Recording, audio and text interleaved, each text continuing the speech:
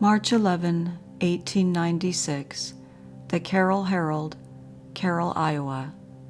The Detective Mirror. A clever Parisian rogue's scheme foiled by a modern Lecoq. The latest and cleverest thing in roguery has been discovered, where nearly everything that is new and clever comes from, in Paris.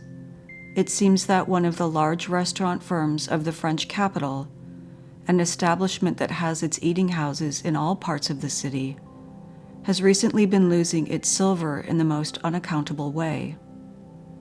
A number of waiters were discharged and detectives patrolled the restaurants without avail until finally the trick was discovered. It was found that in each case a respectable-looking person entered the restaurant and gave his order for dinner.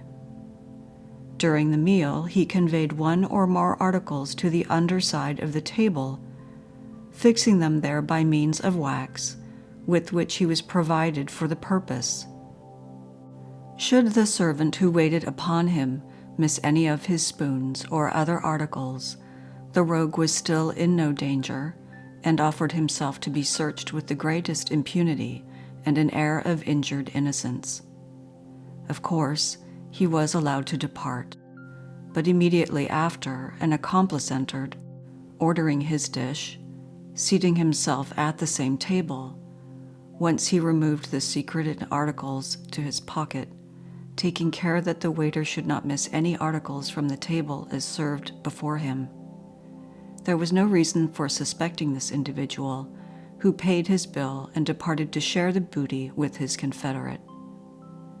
The way in which the trick was detected is an instructive illustration of the ingenuity of the criminal pitted against the superior skill of the detective. The officer of the law who was on watch in a restaurant in the Place de la Madeleine noticed the disappearance of some silver at a certain table. He had the diner searched with the usual result, and was compelled to tender his profuse apologies to the indignant guest. Returning to the table in no very good humor, the disciple of Lecoq seated himself with his back to the table and buried his face in a newspaper. A large pier glass was affixed to the wall on the opposite side. Soon a gentleman, the confederate, entered, seating himself at the table, and, while taking his soup, began his work, little dreaming that the peaceable-looking person opposite, with his back toward him, was watching every movement in the looking-glass through a hole in the newspaper which he held before his face, pretending to read. It was as good as a play, and the detective was obliged to restrain himself or he would have laughed outright. No sooner had the rogue succeeded in transferring the last of the forks and spoons to his pocket than he rose very leisurely and walked to the cashier's desk and took out his money to pay for the meal. But at the same moment there was a hand laid upon his shoulder, and the detective slipped a pair of handcuffs upon his wrists. The missing articles were found in his pocket, and he was marched off to the city prison. April 29, 1904. The Daily Evening Star, Whitehorse, Yukon Territory, Canada. Ingenious theft of diamonds. Chicago jewelry house falls easily into trap set by Swindler. Special to the Daily Evening Star. Chicago, April 29.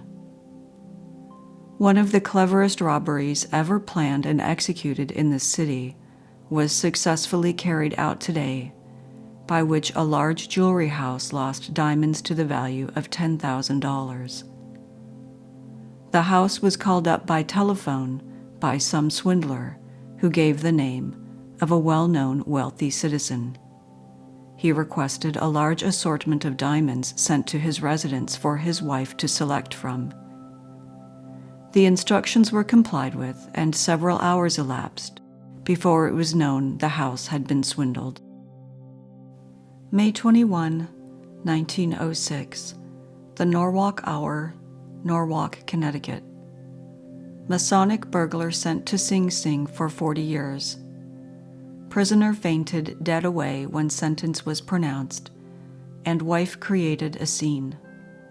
New York, May 21. Thomas Metelsky, known as the Masonic Burglar, was sentenced to serve 40 years in Sing Sing Prison by Judge Crane in the County Court, Brooklyn, this morning. The prisoner fainted dead away when the sentence was pronounced, and his wife, who was in the courtroom, became hysterical and created a scene.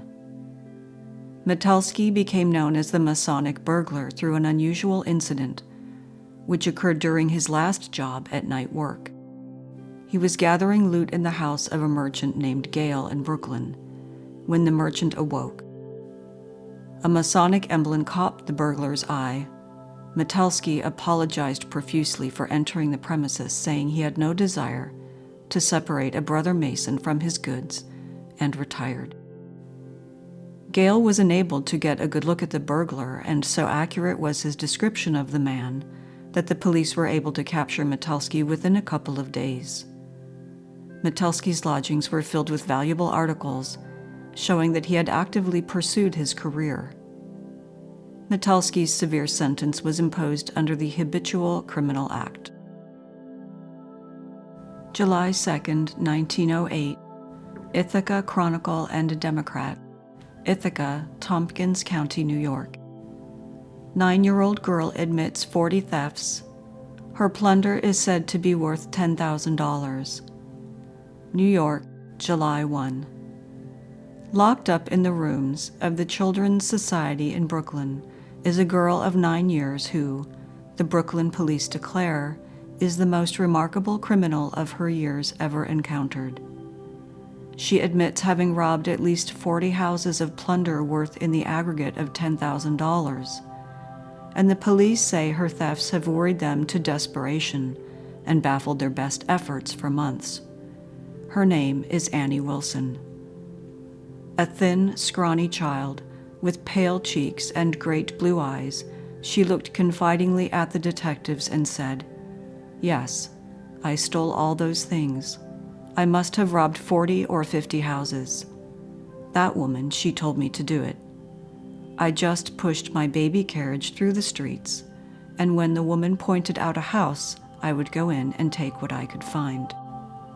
So the most remarkable burglar that has ever fallen into the hands of the New York police told how she had been made a criminal and how she has been going about the streets for months, looting houses and trundling off her valuables in the baby buggy. The woman she accused of teaching her to rob is Mrs. Julia Campbell of 840 Flushing Avenue. Mrs. Campbell spent the night in the Clymer Street police station, and when Annie was taken into the police court, Mrs. Campbell was there, a prisoner. January 5, 1905, the Ludington Chronicle, Ludington, Michigan. Girls ducked Swindler.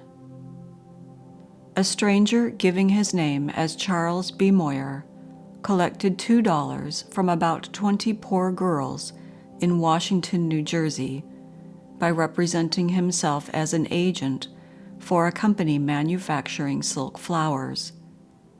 He offered the girls employment by which they could make $5 a week, but made them pay him $2 for an outfit, which would be sent to them later. Anna and Teresa Flanagan, two of his victims, met Moyer on the street recently and demanded a return of their money. Moyer laughed. The girls are robust, and they grasped Moyer and pulled him to a railroad switch, where stood an empty freight car. They locked in Moyer and then went for help. In a little while, a dozen girls marched in a body to the car, opened it, and pulled Moyer out. He was helpless, and the girls resolved to sober him up. This they did by plunging him 2 or 3 times into the icy waters of the nearby creek. February 11, 1924, The Evening News, San Jose, California. Queer dwarf thief. Berlin. Aided by his small stature, a dwarf known as Fritz has been making a good living by robbing baggage cars. It was Fritz's habit to ship himself in a trunk, comfortably lined, and provided with enough food and drink to last a week. In baggage cars or in freight sheds, alone and at night, Fritz would emerge, rifle trunks, and take the best of the loot back to his own box. Another trick was to change the destination address on trunks, the contents of which were valuable, sending them to a Confederate. The police have the box, but Fritz is still at large.